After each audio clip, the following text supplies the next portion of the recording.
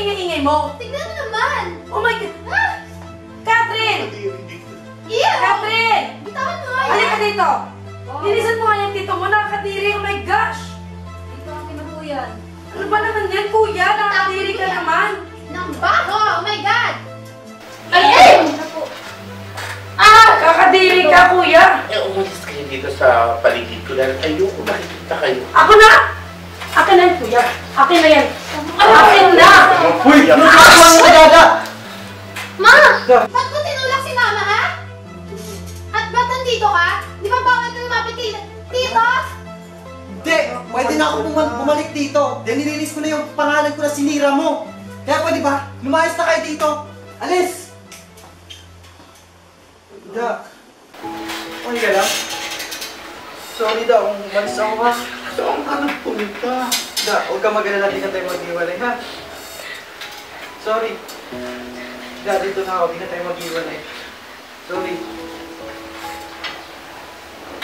Ang tagal mong nawala, anak. Sorry po, da. Nais ko. Naway ako ng mga yun. Hindi na yung mangyayari, da. Dito na ako. Kaya ako na ulit mag-aalala sa'yo, ha?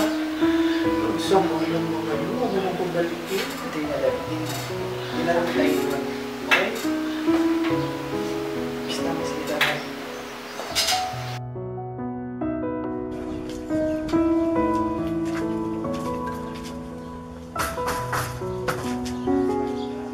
Tao po. Andrew. Tao po.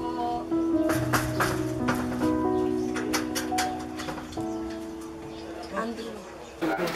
Pumunta kami dito, Andrew, para sana makiusap sa'yo. At sana wag mo na kami palisin sa bahay, kayong mga kapatid ko, kasi wala na akong matitiran. At pumunta rin kami dito para sana humingi ng tawad sa kasalanan na gawa namin. Magpapatawa ba kayo? Hindi ko kailangan ng sorry nyo. Tsaka, pagkatapos ng lahat ng ginawa nyo kay Dada, babalik kayo dito. Pwede ba lumayas na kayo? Hindi ko kailangan dito. Tara na mga anak. Da! Nansit, paborito mo po. Eh, sino ka pala yung dumating kanina? Tapos nyo yung ganda. Wala yun. Parang galit ka.